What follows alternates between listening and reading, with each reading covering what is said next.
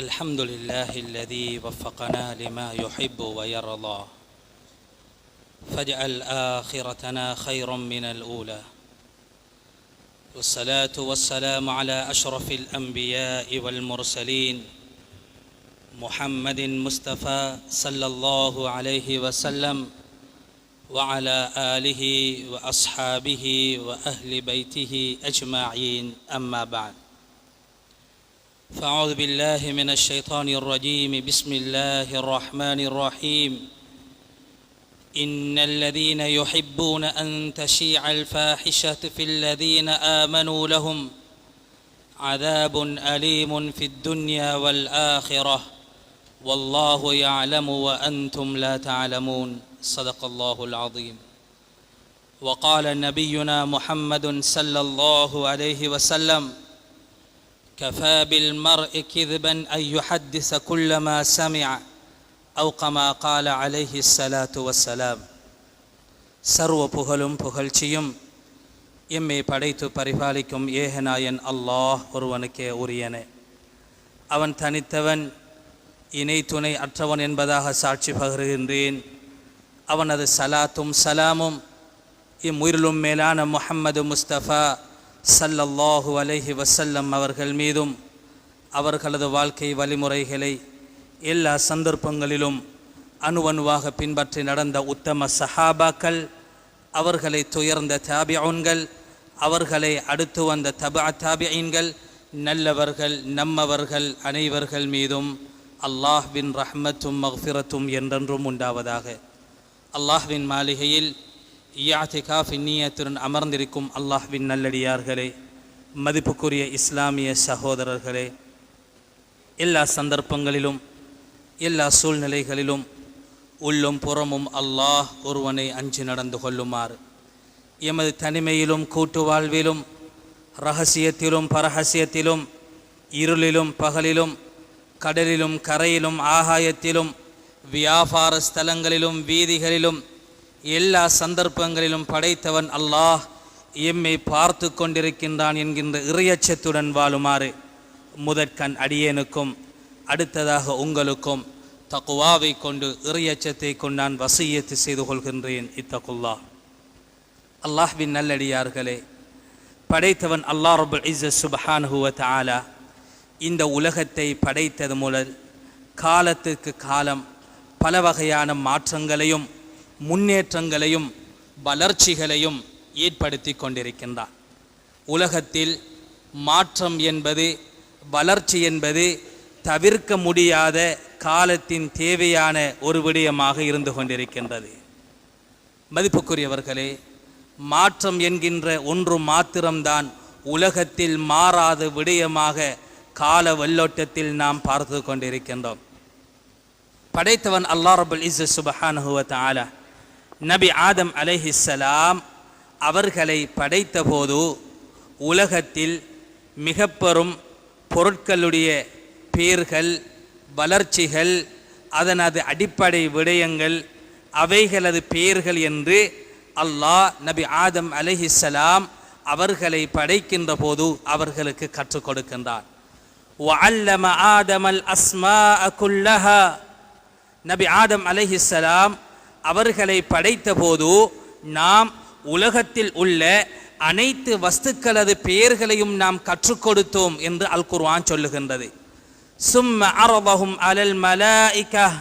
அல்லாஹ் அதற்கு பின்னால் மலக்குமார்களிடம் இந்த வஸ்துக்களது பெயர்கள் உங்களுக்கு தெரியுமா, இவைகளது பெயர்களை நீங்கள் சொல்லுங்கள் என்று மலாயிகாமார்களிடம் அல்லாஹ் கேட்கின்ற போது மலாயிகாமார்கள் சொன்னார்கள், சுப்ஹானக லா இல்ம லனா இல்லா மா அல்லம்தனா. யா அல்லாஹ், நீ கற்றுக் கொடுத்ததை தவிர எங்களுக்கு உலகத்தில் வேறு ஒன்றும் தெரியாது. ஆதம் அலைஹிஸ்ஸலாம் அவர்களை அல்லாஹ் படைத்த போது மிக பெரும் வளர்ச்சியாக மலாயிகாமார்களுக்கு தெரியாத பல விடயங்களை நபி ஆதம் அலைஹிஸ்ஸலாம் அவர்களுக்கு அல்லாஹ் கற்றுக் கொடுக்கின்றான். அதற்கு பிற்பட்ட காலத்தில் நாம் பார்க்கின்ற போது உலகத்தில் மிக பெரும் பலம் வாய்ந்த ஒரு சமூகமாக சமூது கூட்டத்தினர்கள் உலகத்தில் அறிமுகம் செய்யப்படுகின்றார்கள். அவர்களது காலத்தில் மிக பெரும் வளர்ச்சியாக கட்டிடத்துறையில் மிக பெரும் வளர்ச்சியையும் முன்னேற்றத்தையும் அல்லாஹ் அந்த காலத்தில் ஏற்படுத்தி இருந்தான். எப்படிப்பட்ட கட்டிடத்துறையில் வளர்ச்சி என்றால் வகானூ யன்ஹிதூன மினல் ஜிபாலி புயூதன் ஆமினீன். அல் குர்ஆன் சொல்லுகின்றது, அந்த காலத்தில் கட்டிடத்துறையில் அவர்கள் எந்த அளவு பாண்டித்தியம் பெற்றார்கள் என்றால் மலைகளை குடைந்து வீடுகள் அமைக்கின்ற அளவுக்கு மிக பெரும் நுட்பமான அறிவுகளையும் வளர்ச்சியையும் தொழில்நுட்பத்தையும் அல்லாஹ் நபி சாலிஹ் அலைஹிஸ்ஸலாம் அவர்களது கூட்டம் சமூது கூட்டத்தின் காலத்தில் நாங்கள் ஏற்படுத்தினோம் என்று அல் குர்ஆன் சொல்லுகின்றது. அதற்கு பிற்பாடு கால வெள்ளோட்டத்தில் வாழ்ந்த ஒரு மிக பெரும் அல் குர்ஆன் சொல்லுகின்ற ஒரு சமூகம்தான் சபஅவாசிகள். இந்த பெயரில் அல்லாஹ் அல் குர்ஆனில் ஒரு சூறாவை இறக்கி வைத்திருக்கின்றான், சூரத்து சப. அந்த சபஅவாசிகள் அவர்களுக்கு அல்லாஹ் ஏற்படுத்தி இருந்த மாற்றங்களும் அவர்களது காலத்தில் அல்லாஹ் ஏற்படுத்தி இருந்த முன்னேற்றங்களும் வளர்ச்சிகளும் அது எக்ரிகல்ச்சர் விவசாயத்துறையில் மிக பெரும் முன்னோடியான கொடிகட்டி பறக்கின்ற ஒரு சமூகமாக அல்லாஹ் அவர்களை மாற்றியிருந்தான். எந்த அளவுக்கு என்றால் அவர்களது தொழில்நுட்பம் விவசாயத்துறையில் அவர்களது தேர்ச்சி எந்த அளவுக்கு இருந்தது என்றால் அவர்களது தோட்டத்தில் தலையில் கூடையை வைத்து கொண்டு சென்றால் தோட்டத்தில் இருக்கின்ற பழங்களெல்லாம் தானாக வலிய வந்து அவர்களது கூடையில் விழுகின்ற அளவு மிக பெரும் தேர்ச்சியையும் தொழில்நுட்பத்தையும் எக்ரிகல்ச்சரில் விவசாயத்துறையில் நம்பர் 1 உலகத்தில் வாழ்ந்தவர்கள்தான் அந்த சபஅவாசிகள். அதே போன்றுதான் நபி ஸல்லல்லாஹு அலைஹி வஸல்லம் அவர்களது காலத்தை எடுத்து பார்க்கின்ற போதும் பல வகையான முன்னேற்றங்கள் மாற்றங்கள் வளர்ச்சிகளை ஸல்லல்லாஹு அலைஹி வஸல்லம் அவர்களது காலத்திலும் நாங்கள் பார்க்கக்கூடியதாக இருக்கின்றது. மதிப்புக்குரியவர்களே, உலகத்தின் காலாகாலமாக மாற்றங்களும் வளர்ச்சிகள் என்பதும் அது தவிர்க்க முடியாத ஒரு அத்தியாவசியமான விடயமாக இருக்கின்றது. ஸல்லல்லாஹு அலைஹி வஸல்லம் அவர்களது காலத்திலும் முன்பு இருந்திராத அளவுக்கு பல வகையான மாற்றங்களையும் முன்னேற்றங்களையும் அடைந்த ஒரு காலமாக இருந்திருக்கின்றது. அது அந்நியவர்கள் மூலம் ஏற்படக்கூடிய வளர்ச்சிகளாக இருந்தாலும் அதில் முஸ்லீம்களுக்கு பிரயோசனங்கள், முஸ்லீம்களுக்கு அதன் மூலம் நன்மை பயிற்றுவிக்கக்கூடியதாக இருக்கும் என்றால் ஸல்லல்லாஹு அலைஹி வஸல்லம் அவர்கள் முஸ்லீம் அல்லாதவர்கள் ஏற்படுத்தின வளர்ச்சியாக இருந்தாலும் அதனை பயன்படுத்தி இருக்கின்றார்கள், அதன் மூலம் பிரயோசனம் அடைந்திருக்கின்றார்கள். ஏன்? காலத்திற்கு தேவையான வளர்ச்சி, காலத்திற்கு தேவையான விடயமாக இருந்தால் ஸல்லல்லாஹு அலைஹி வஸல்லம் அவர்கள் முஸ்லீம் அல்லாதவர்களது திட்டங்களாக இருந்தாலும் அதனை செயல்படுத்தி இருக்கின்றார்கள். ஸல்லல்லாஹு அலைஹி வஸல்லம் அவர்கள் மதீனாவில் இருக்கின்ற போது மக்கத்து குறைஷிகள், யூதர்கள், கிறிஸ்தவர்கள், முனாஃபிக்குகள், மஜூசிகள் என்று ஒட்டுமொத்த இஸ்லாத்திற்கு எதிரான சதிகள் எல்லாம் ஒன்று சேர்ந்து முஸ்லீம்களை அழித்தொழிக்க வேண்டும் என்று மதீனாவுக்கு முஸ்லீம்களுக்கு எதிராக மிக பெரும் படையை திரட்டி கொண்டு வருகின்ற போது எப்படிப்பட்ட அனுகூலங்களை, வழிமுறைகளை, யுத்த தந்திரங்களை நாங்கள் மேற்கொள்ள வேண்டும் என்று ஸல்லல்லாஹு அலைஹி வஸல்லம் அவர்கள் சஹாபாக்களிடம் ஆலோசனை செய்கின்ற போது ஈரான் நாடு என்பது அன்றைய காலத்தில் மிக பெரும் வல்லரச நாடு. இன்றும் இருப்பது போன்று அன்றைய காலத்திலும் ரோம் பாரசீகம் என்று இன்றைய ஈரானும் அதே போன்று இத்தாலி போன்ற நாடுகளும் தான் அன்றைய காலத்திலும் வல்லரச நாடுகளாக வலம் வந்து கொண்டிருந்த காலம். அப்படிப்பட்ட சந்தர்ப்பத்தில் அந்த ஈரான் நாட்டில் இருந்து வந்து இஸ்லாத்தை ஏற்றுக்கொண்டவர்தான் சல்மானுல் ஃபாரிசி ரலியல்லாஹு அன்ஹு அவர்கள். ஈரான் என்பது இன்று மாத்திரமல்ல, அன்றைய காலத்திலும் மிக பெரும் அணுசக்தியிலும் யுத்த தந்திரங்களிலும் மிக பெரும் உலகத்துக்கு சவாலாக தலையீடியாக இருக்கின்ற ஒரு மிக பெரும் வல்லரச நாடு. சல்மானுல் ஃபாரிசி ரலியல்லாஹு அன்ஹு அவர்கள் சொல்லுகின்றார்கள், யா ரசூலல்லாஹ், எங்களது ஃபாரிசி நாட்டில் யுத்தகலங்களில் பயன்படுத்துகின்ற மிக பெரும் உபாயம் எதுவென்றால் வளைத்து மிக பெரும் அகலிகளை தோன்றி எதிரிகளை நாங்கள் தாக்குவது. ஸல்லல்லாஹு அலைஹி வஸல்லம் அவர்களது இந்த யுத்த தந்திரத்தை ஏற்றுக்கொண்டு மதீனாவை சூழ மிக பெரும் அகலிகள் தோன்றினார்கள். எதிரிகள் மதீனாவிற்குள் நுழையாத வகையில், அவர்களை வெளியில் வைத்து தாக்குகின்ற வகையில் மிக பெரும் யுத்த தந்திரத்தை கொடுத்து அல்லாஹ் அந்த யுத்தத்தில் முஸ்லிம்களுக்கு மிக பெரும் வெற்றியை கொடுத்தான். இப்படிப்பட்ட இந்த உபாயத்தை தந்திரத்தை கொண்டு வந்தவர்கள் சல்மானுல் ஃபாரிசி ரலியல்லாஹு அன்ஹு அவர்கள். இது ஈரான் நாடு என்பது அன்றைய காலத்தில் இஸ்லாத்திற்கு எதிராக இருந்த மிக பெரும் வல்லரச நாடு. இருந்த போதிலும் ஸல்லல்லாஹு அலைஹி வஸல்லம் அந்த திட்டத்தில் முஸ்லீம்களுக்கு நன்மை இருந்ததனால் அதனை ஏற்றுக்கொண்டார்கள். இது அரபிகளது வழி அல்ல, இது நாங்கள் காலாகாலமாக செயல்படுத்துகின்ற விடயம் அல்ல. எனவே யூதர்களது அந்த திட்டங்களை நாங்கள் எடுத்துக்கொள்ள முடியாது என்று ஸல்லல்லாஹு அலைஹி வஸல்லம் அவர்களை அதனை தட்டி விடவில்லை. முஸ்லீம்களுக்கு பிரயோசனம் இருந்ததனால் அதனை செயல்படுத்தினார்கள். மதிப்புக்குரியவர்களே, இப்படியாக உலக வரலாற்றில் காலம் நெடுகிலும் மாற்றம் என்பது, வளர்ச்சி என்பது, முன்னேற்றம் என்பது நாங்கள் தவிர்ந்து கொள்ள முடியாத காலத்தின் தேவையாக நாங்கள் பார்க்கின்றோம். எனவே காலத்தில் ஏற்படக்கூடிய முன்னேற்றங்கள், மாற்றங்கள், அவைகளில் இருக்கின்ற நலவுகள், பொல்லாப்புகள், அதில் இருக்கின்ற பிரயோசனங்கள், நன்மைகளை ஆழமாக அகலமாக சிந்தித்து உலகில் நாம் கண்டுகொள்கின்ற இந்த நவீன மாற்றங்களில் எவைகள் எங்களுக்கு பிரயோசனமாக இருக்கின்றதோ அவைகளை நாங்கள் செயல்படுத்த வேண்டும். அந்த அடிப்படையில் தான் நேரம் சென்று கொண்டிருக்கின்றது. சுருக்கமாக சொல்லுகின்றேன், இன்றைய 21ஆம் நூற்றாண்டில் இந்த டெக்னாலஜி டெவலப்மெண்ட், இந்த தொழில்நுட்ப வளர்ச்சியின் மிக பெரும் ஒரு மைல்கல்லாக இன்று உருவெடுத்திருப்பதுதான் இந்த சமூக வலைத்தளம் என்று சொல்வது. இன்றைய காலத்தில் முன்னேற்றகரமான மாற்றத்தின் உச்சத்தை தொட்டிருக்கின்ற இன்றைய தொழில்நுட்ப வளர்ச்சியின் மிக பெரும் மைல்கல்லாக உலகில் அறிமுகம் செய்யப்பட்டிருப்பது இன்றைய சமூக வலைத்தளம் என்பது. அது ஃபேஸ்புக்காக இருக்கலாம், வாட்ஸ்அப்பாக இருக்கலாம், இன்ஸ்டாகிராமாக இருக்கலாம், ட்விட்டராக இருக்கலாம், எதுவாக இருக்கலாம். மதிப்புக்குரியவர்களே, எனவே கால வெள்ளோட்டத்தில் ஏற்படுகின்ற இப்படிப்பட்ட நவீன மாற்றங்கள், அவைகளில் உள்ள லாபங்கள், பிரயோசனங்கள், நன்மைகளை அறிந்திருக்கின்ற நாம் அதனது மறுபக்கம் அதில் ஏற்படக்கூடிய விளைவுகள், தாக்கங்கள், நஷ்டங்கள், அழிவுகளையும் நாம் ஆழமாக பக்குவமாக புரிந்து கொள்ள வேண்டும்.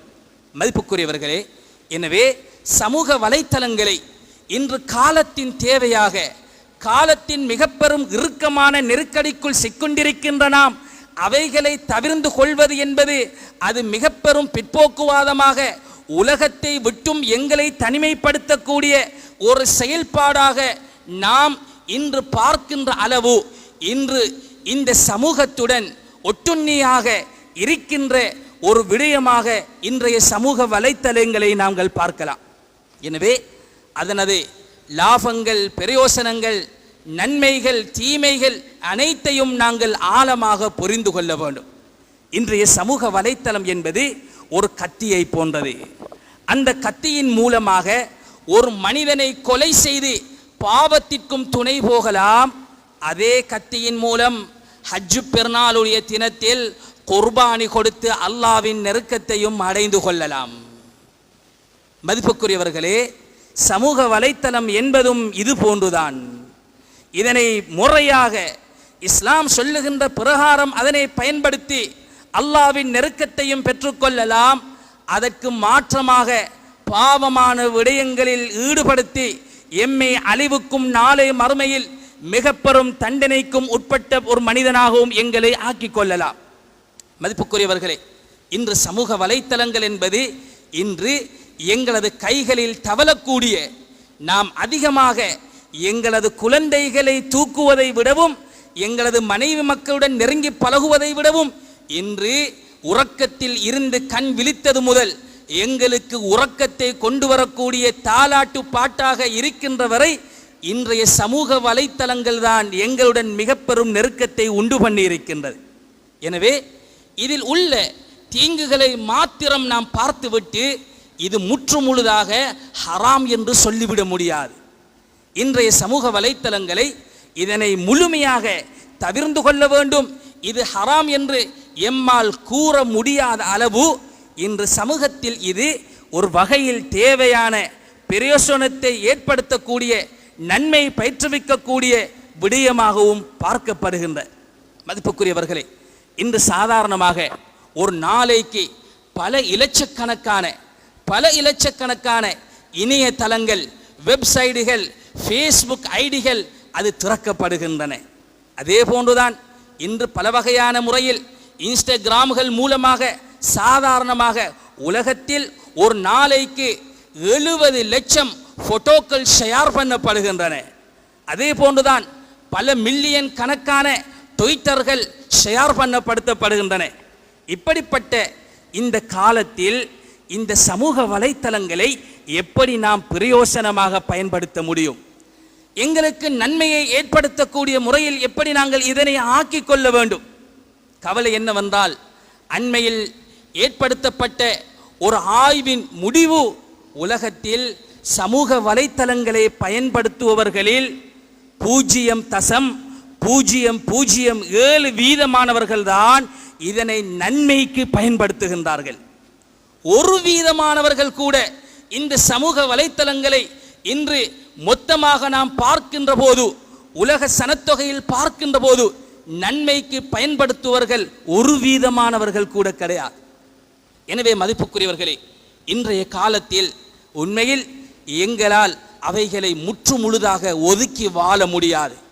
இன்றைய சமூக வலைத்தளங்களை விட்டும் நாங்கள் ஒதுங்கி தனிமையில் வாழ்வது என்பது வேற்று கிரகவாசிகள் போன்று உலகத்துடைய தொடர்பை அறுத்தவர்களாக தனிமையில் வாழ்கின்ற ஒரு நிலைமையை தோற்றுவிக்கின்றது.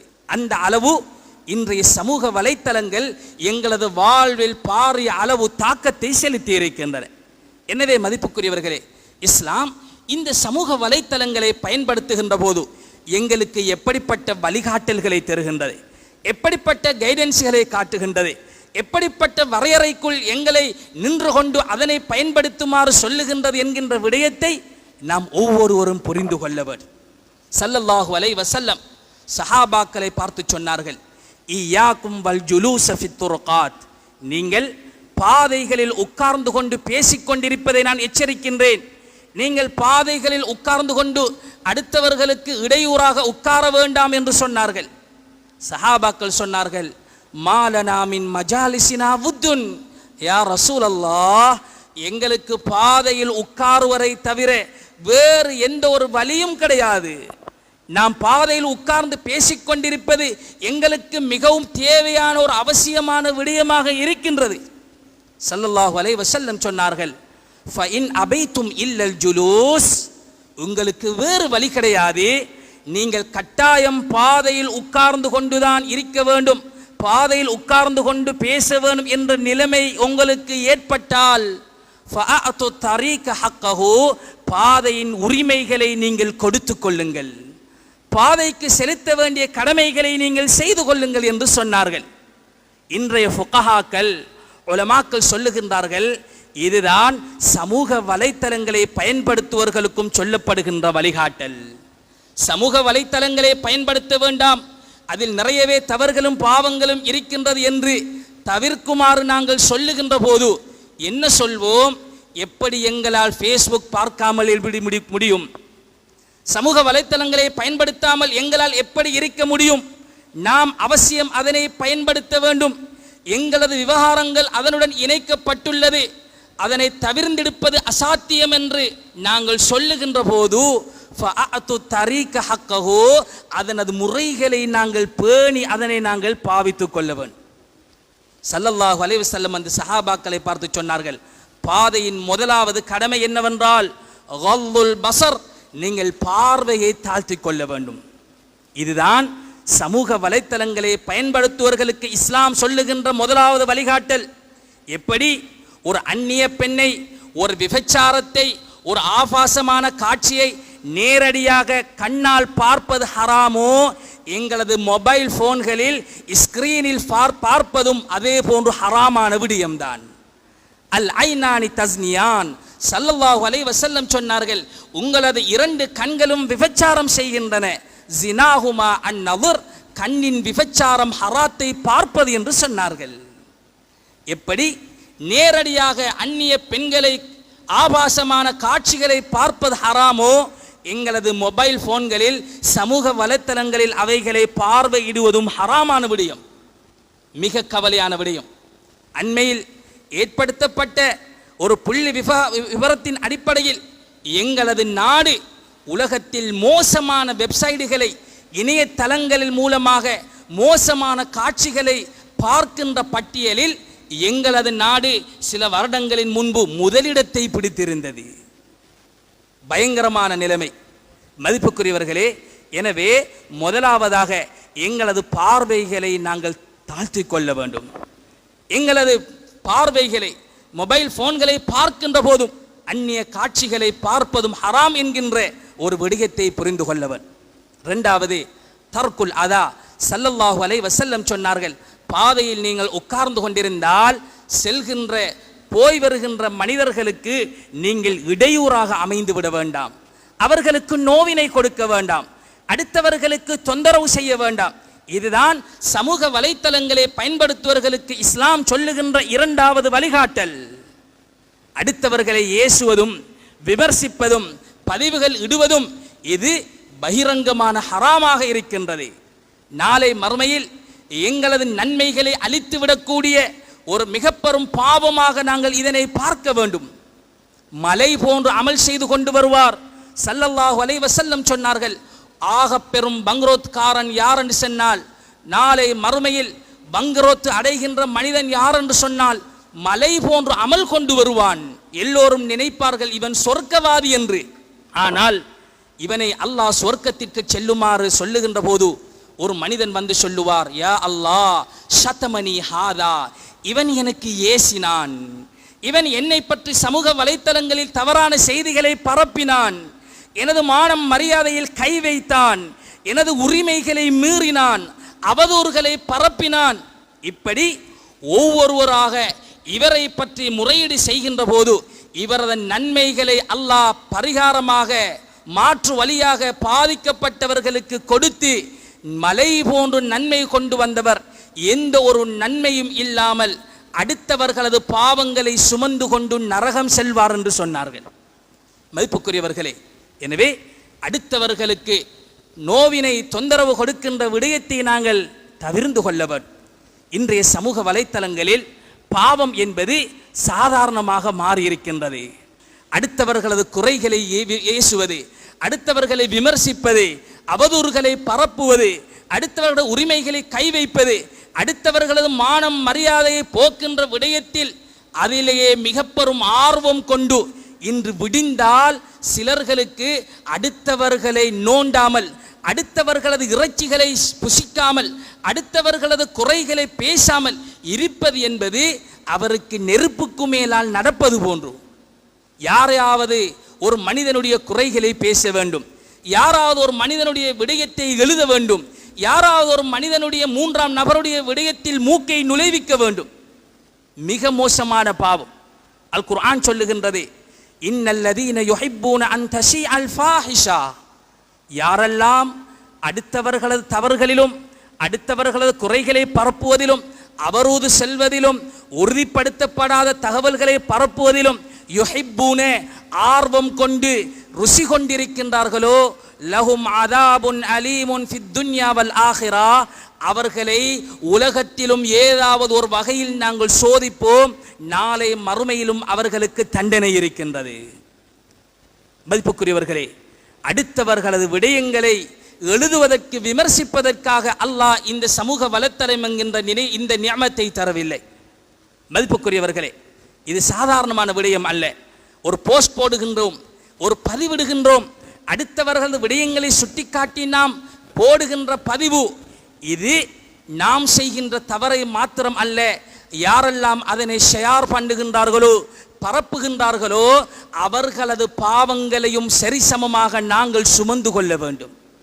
அல் குர்ஆன் சொல்லுகின்றது, காமிலத்தை யௌமல் கியாமா வமின் அவ்ஸாரில் லதீன யுதில்லூனஹும் பிகைரி இல்ம். நீங்கள் யாருக்கெல்லாம் ஷியார் பண்ணுகின்றீர்களோ, யாருக்கெல்லாம் அடுத்தவர்கள் தவறுகளை பரப்புகின்றீர்களோ, யாருக்கெல்லாம் அடுத்தவர்கள் குறைகளை நீங்கள் அம்பலப்படுத்துகின்றீர்களோ அவர்கள் அனைவர்களது பாவங்களையும் நீங்கள் சுமந்து கொள்ள வேண்டும். நாம் ஒரு ஷேர் பண்ணிவிட்டால், ஒரு பதிவை போட்டுவிட்டால் அதனை தடுக்க முடியாது. அது எங்கு போய் முடியும்? எத்தனை பேர் அதனை பார்த்திருப்பார்கள், எத்தனை பேர் அதனை ஷேர் பண்ணியிருப்பார்கள். ஏன் சில சந்தர்ப்பங்களில் பல லட்சம் பேர் ஷேர் பண்ணியிருப்பார்கள். முழு மனிதர்களது பாவங்களையும் நாம் சுமந்து கொள்ள வேண்டும். மதிப்புக்குரியவர்களே, எனவே இந்த சமூக வலைத்தளம் என்கின்ற நியாமத் இஸ்லாம் சொல்லுகின்ற வரையறைக்குள் நின்று கொண்டு அதனது நலவுகளை நாங்கள் முறையாக அனுபவித்துக் கொள்ள வேண்டும். அடுத்த விடயங்களை எழுதுவதற்கு தரப்பட்டது அல்ல. இதே போன்றுதான் எங்களிடம் வருகின்ற தவறுகள் தகவல்களை எல்லாம் நாங்களும் ஷேர் பண்ணிவிடக்கூடாது. அதனை தீர விசாரிக்காமல், அதனை உறுதிப்படுத்தாமல், அதனை வெரிஃபை பண்ணாமல் நாங்கள் ஷேர் பண்ணுவோம் என்றால் அந்த தவறை அதனை பரப்பிய முழு குற்றத்திற்கும் நாங்களும் ஆளாகி விடுவோம். ஸல்லல்லாஹு அலைஹி வஸல்லம் சொன்னார்கள், மன் ஆன அலா கத்லி முஸ்லிம் வலௌ பிஷத்ரி கலிமா. யார் ஒரு மனிதன் இன்னும் ஒரு மனிதனை கொலை செய்வதற்கு ஒரு வார்த்தையின் மூலம்தான் உதவி செய்தான், ஒரு வார்த்தை, அவரை கொலை செய்ய வேண்டும் என்று திட்டம் நடக்கின்ற போது அருகாமையில் இருந்த இவர் ஓம் செய்யத்தான் வேணும் என்று ஒரு வார்த்தை சொல்லுகின்றார் என்றால் கொலைக்குரிய முழு குற்றத்தையும் இவர் சுமந்து கொள்ள வேண்டும். இவர் கத்தியெடுத்து அவரை திட்டமிட்டு கொலை செய்வதற்கான முயற்சிகளை செய்ய வேண்டிய அவசியம் கிடையாது. ஒரு தவறில், ஒரு பாவத்தில், ஒரு வார்த்தையின் மூலம் ஒரு அணு அளவு கூட நாம் அதில் பங்கு கொண்டோம் என்றால் அதனது பாவங்களுடைய முழு விபரீதத்தையும் நாங்களும் சுமந்து கொள்ள வேண்டும். அவரை குத்தியவருக்கு எந்த பாவமோ ஒரு வார்த்தை சொன்னவருக்கும் சரிசமமான பாவம் எழுதப்படும்.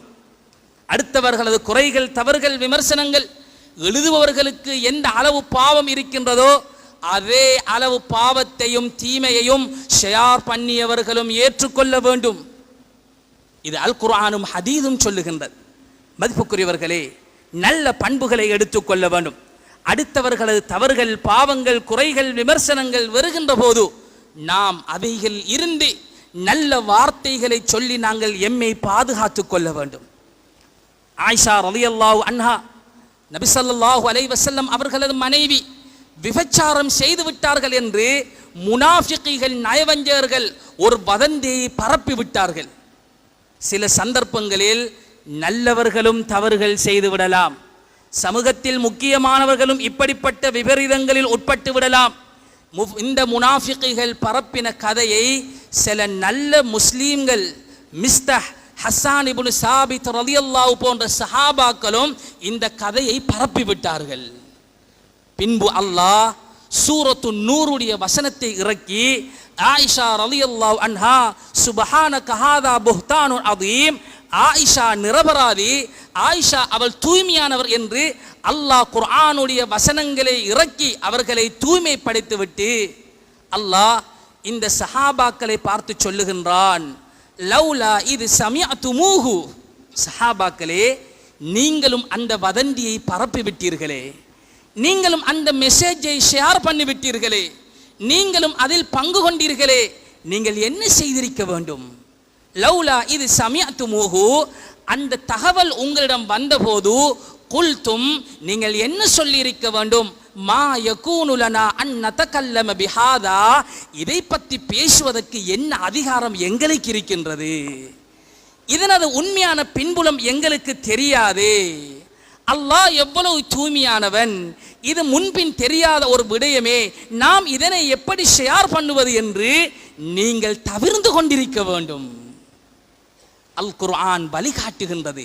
யஅதுகுமுல்லாஹு அன் தஊது பிமிஸ்லிஹி, எனவே சஹாபாக்களே இது போன்ற தவறை மீண்டும் ஒரு முறை நீங்கள் செய்ய வேண்டாம் என்று அல் குர்ஆன் சொல்லுகின்றது.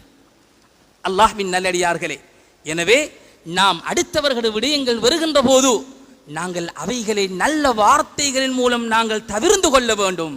அவர் அப்படி செய்திருக்க மாட்டார், இவர் இப்படி செய்திருக்க மாட்டார். ஒரு தகவல் வருகின்றது, அவர் நல்லவரே, அவர் இப்படி செய்திருக்க மாட்டார். அப்படி செய்திருந்தாலும் அதில் மூக்கை நுழைவிக்கின்ற அதிகாரம் அல்லாஹ் எங்களுக்கு தரவில்லையே, அதை பேசுவதை பரப்புகின்ற அதிகாரத்தை அல்லாஹ் எங்களுக்கு தரவில்லையே என்று நாம் தவிர்ந்து கொண்டிருக்க வேண்டும்.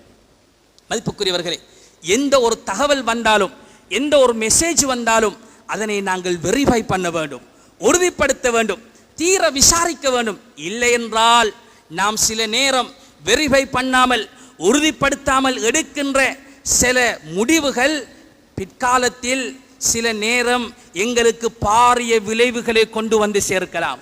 ஒரு விடயத்தை சொல்லி முடிக்கின்றேன்.